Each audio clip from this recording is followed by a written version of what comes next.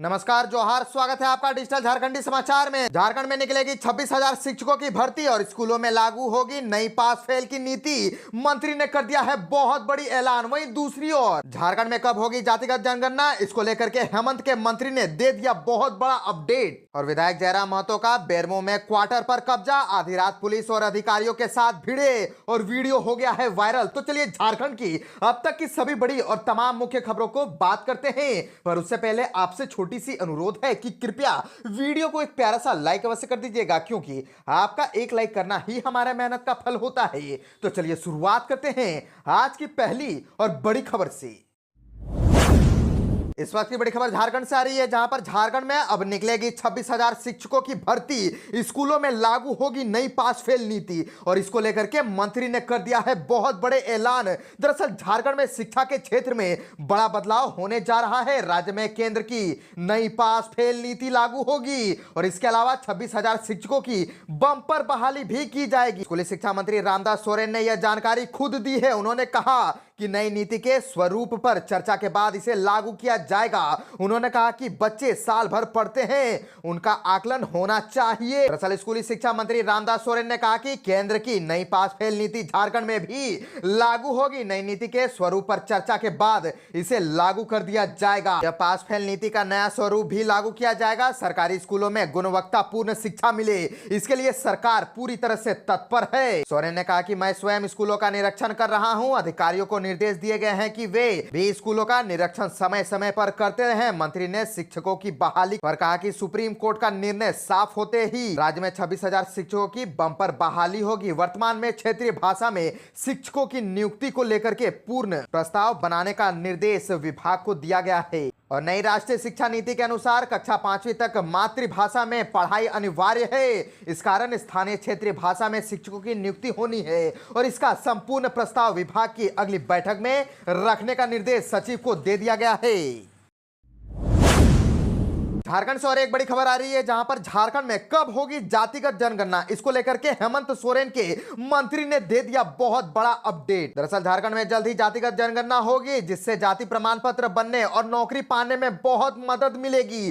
श्रम नियोजन, प्रशिक्षण एवं उद्योग मंत्री संजय यादव ने यह घोषणा स्वयं की है। उन्होंने कहा कि नई औद्योगिक नीति भी बनाई जा रही है, जिसमें विदेशी उद्यमी आएंगे और लोगों को रोजगार मिलेगा। मंत्री ने कहा कि मैं सदैव गरीबों दलितों के लिए कार्य करूंगा, यह मेरा वादा है। झारखंड में आज गरीबों का राज है, इसीलिए मुख्यमंत्री के पीछे ईडी और सीबीआई लगी है। कल्पना सोरेन देवी दुर्गा का स्वरूप है, जिसके कहने पर राज्य की मां बहनों ने महागठबंधन को गद्दी पर बिठाया। उन्होंने आज केंद्र सरकार 1,36,000 करोड़ बाकी नहीं दे रही है, जिसके लिए सरकार कानून का सहारा लेगी। हम अपनी रॉयल्टी अवश्य लेंगे। और आपको बताते चले कि अधिकारियों को निर्देश दिया गया कि झारखंड में नौकरी के लिए पलायन कर रहे मजदूरों को रोके। झारखंड सरकार के श्रम सह उद्योग मंत्री संजय यादव ने विभागीय अधिकारियों को निर्देश दिया कि 11 जनवरी 2025 तक कंपनियों का सेफ्टी ऑडिट पूरा करें। वे इसी तारीख को फिर जमशेदपुर आकर के इसकी समीक्षा करेंगे। झारखंड से और एक बड़ी खबर आ रही है, जहां पर झारखंड में अब 3 रुपए महंगा होगा पेट्रोल और डीजल। 350 करोड़ सालाना अतिरिक्त होगी सरकार की कमाई। इसी सप्ताह लागू करने की संभावना। दरअसल झारखंड में पेट्रोल डीजल महंगा हो सकता है। राज्य सरकार इसकी तैयारी में लगी है। सरकार का मकसद राजस्व बढ़ाने की है। दरअसल राज्य सरकार सेस लगाने की तैयारी कर रही है। दरअसल पथ निर्माण विभाग ने सड़कों के निर्माण के लिए सेस लगाने को लेकर के नियमावली का प्रारूप तैयार किया है। वाणिज्य कर विभाग ने सेस लगाने और उसकी वसूली करने पर सहमति दे दी है। और आपको बताते चले कि इसके लिए कैबिनेट की मंजूरी लेनी होगी। सेस की वसूली कैसे होगी, यह अभी तय नहीं हुआ है। इस पर मंथन चल रहा है और सेस कितना लगेगा, यह कैबिनेट की बैठक में ही तय होगा। सूत्रों के अनुसार सारी प्रक्रिया पूरी कर इसी सप्ताह के अंत तक इसे लागू किए जाने की संभावना है। और सूत्रों का कहना है कि इससे करीब 350 करोड़ रुपए सालाना अतिरिक्त राजस्व बढ़ सकता है। पहले वैट बढ़ाने की तैयारी थी, लेकिन बाद में सेस लगाने का फैसला लिया गया। और आपको बताते चले कि झारखंड में अभी पेट्रोल डीजल पर 22% वैट लागू है। इसमें पेट्रोल पर 22% वैट या 17 रुपए प्रति लीटर में जो ज्यादा हो वह उपभोक्ताओं से वसूला जा रहा है। इसी तरह डीजल में 22% वैट या 12.5 रुपए प्रति लीटर में जो ज्यादा होता है वह वसूला जाता है।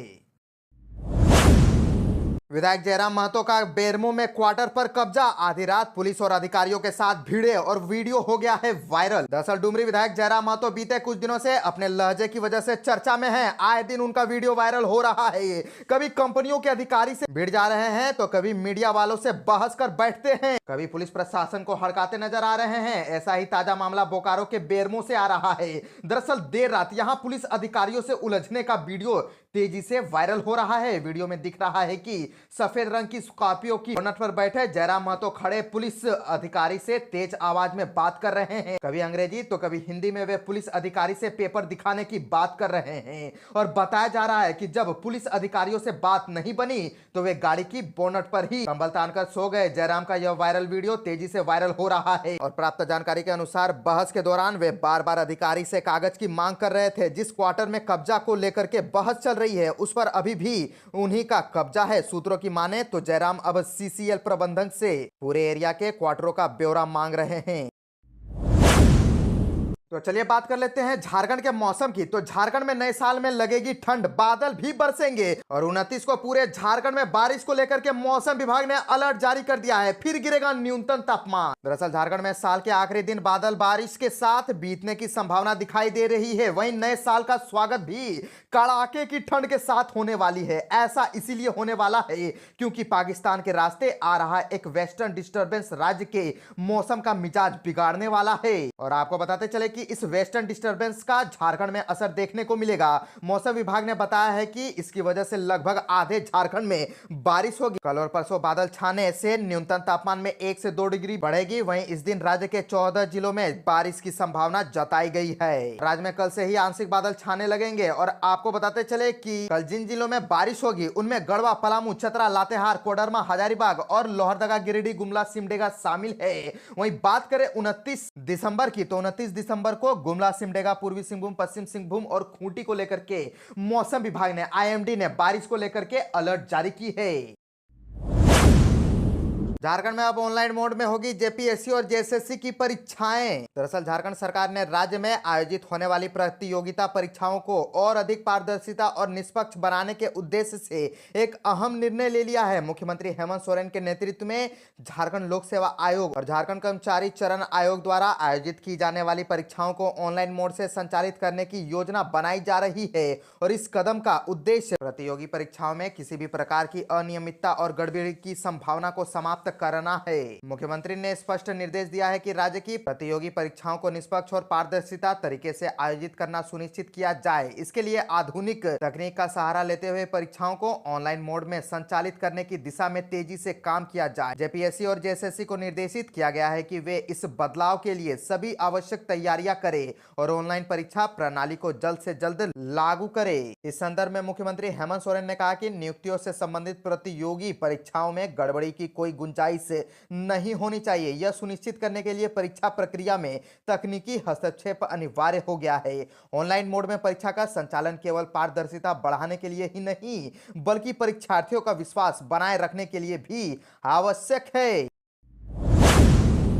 झारखंड से राशन कार्ड उपभोक्ताओं को लेकर के एक बड़ी अपडेट सामने आ गई है, जहां पर राशन कार्ड का नहीं अगर ई-केवाईसी कराया तो अब बढ़ा दी गई है तारीख। दरअसल अगर आप झारखंड के राशन कार्ड होल्डर है और आपने अब तक ई-केवाईसी नहीं कराया है तो आपके लिए एक बहुत बड़ी खुशखबरी है, क्योंकि खाद्य आपूर्ति विभाग ने ई-केवाईसी कराने के लिए तारीख 28 फरवरी तक बढ़ा दी है। प्रभारी सचिव उमा शंकर सिंह ने इसकी जानकारी स्वयं दी है। उन्होंने रांची, जमशेदपुर व धनबाद के एसआरओ और जिला आपूर्ति पदाधिकारियों को निर्धारित अवधि में ई-केवाईसी का कार्य पूरा कराने का निर्देश दिया गया है। बता दें कि जन वितरण प्रणाली दुकान के माध्यम से राज्य में आधार आधारित बायोमेट्रिक प्रमाणीकरण के आधार पर लाभुकों के बीच नमक, चीनी, दाल और धोती, साड़ी आदि का वितरण किया जाता है। हाल के दिनों में पाया गया है कि ई-केवाईसी के लिए आधार प्रमाणीकरण के लिए झारखंड ऑथेंटिकेशन यूजर एजेंसी के सर्वर पर लोड बढ़ जाने के कारण सर्वर काम करना बंद कर दे रहा है। 44 साल में दूसरी बार रघुवर की बीजेपी में एंट्री, विशेष विमान से पहुंचे रांची और आज करेंगे सदस्यता ग्रहण। पार्टी में 3 संभावना पर चर्चा तेज। झारखंड के पूर्व सीएम रघुवर दास 44 साल में दूसरी बार बीजेपी की सदस्यता लेने वाले हैं। वह आज प्रदेश कार्यालय में पार्टी की सदस्यता ग्रहण कर रहे हैं। इससे पहले वह 80 के दशक में जनता पार्टी से बीजेपी में शामिल हुए थे। उड़ीसा के राज्यपाल पद से इस्तीफा देने के बाद वे रांची पहुंचे। और आपको बताते चले कि पार्टी में अगली भूमिका संबंधी सवाल पर रघुवर दास ने कहा कि मेरी भूमिका पार्टी तय करेगी। मैं मजदूर परिवार से आता हूं। 1980 में भाजपा का सदस्य बनकर बूथ स्तर से लेकर के मंडल, प्रदेश और फिर राष्ट्रीय स्तर पर पार्टी का काम किया। 5 साल तक मुख्यमंत्री के रूप में झारखंड की जनता की सेवा की और सदस्यता ग्रहण करने के बाद संगठन मुझे जो भी निर्देश देगा उसी के अनुरूप काम करेंगे। मैं पार्टी का सिपाही हूं। पार्टी ने मुझे अब तक जो भी दायित्व सौंपा है उसका 100% पालन किया है। आगे भी उसी समर्पण भाव से काम करेंगे।